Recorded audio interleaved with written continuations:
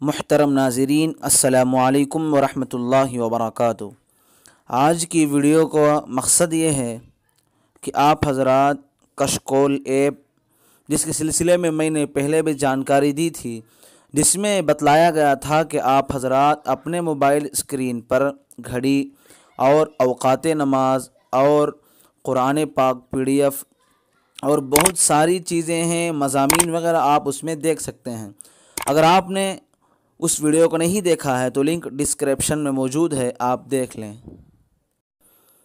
आज की वीडियो का मकसद ये है कि कशकोल ऐप अपना अपडेट ला चुका है, जिसमें ये बताया गया है कि कुरान पाक का तर्जमा और तफसीर भी लाई गई है और किसी भी तारीख़ पर अपनी याददाश्त भी आप लिख सकते हैं।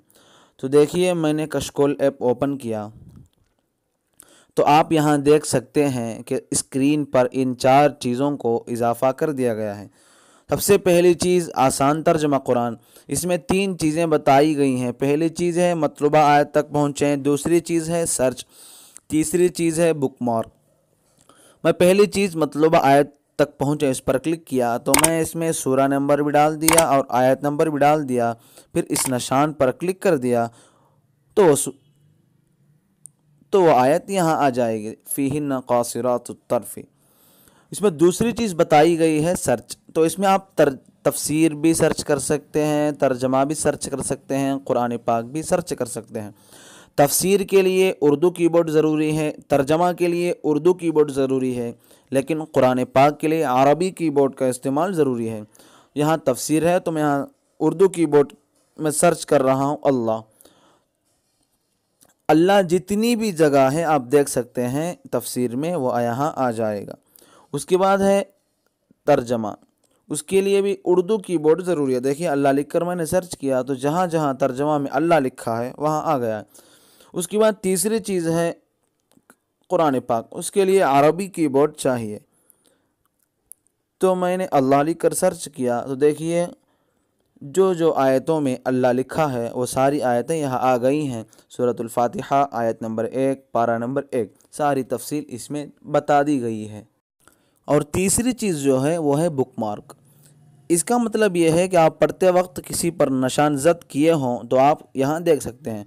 मसलन सूरह फातिहा है, मैंने इसको निशान ज़द किया है, ऊपर उस पर क्लिक कर दिया तो ये निशान ज़द हो गया, फिर पीछे आ गया।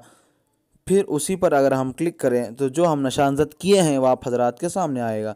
देखिए, इस आयत को मैंने निशानज़द किया था, वो आयत यहाँ आ गई। अगर हम इसको हज़फ करना चाहते हैं तो हज़फ कीजिए पर क्लिक करें, वो चला जाएगा। और इसमें दूसरी जो सबसे अहम चीज़ है वो है किसी तारीख़ पर याददाश्त लिख सकते हैं। यहाँ देखिए 24 तारीख़ है, इस 24 तारीख़ में हमारा सफ़र था तो मैंने उस 24 तारीख़ पर क्लिक किया। उसके बाद जो यहाँ प्लस का ऑप्शन है उस पर क्लिक कर दिया तो ये देखिए आप लिख सकते हैं। पहले मैंने 24 तारीख़ उसको लिखा और नीचे अपना याददाश्त भी लिख सकते हैं, सफ़र बेंगलुरु,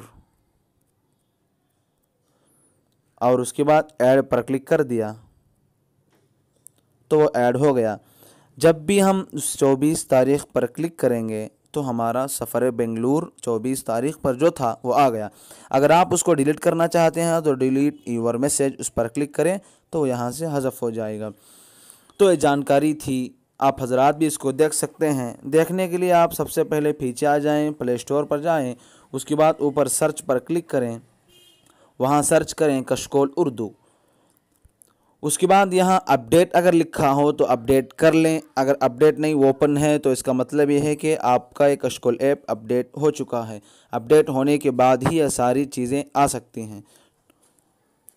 और दूसरी चीज़ ये है कि कशकोल ऐप में आने के बाद जब आप आसान तर्जमा पर क्लिक करेंगे तो शायद ये जितना भी लिखा हुआ है अल-बक़रा, अल-फातिहा, वो आपके मोबाइल में ना हो।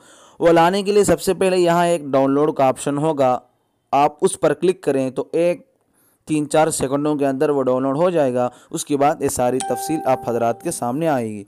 ठीक है, दुआ की दरख्वास्त। अस्सलामु अलैकुम वरहमतुल्लाहि वबरकातुहू।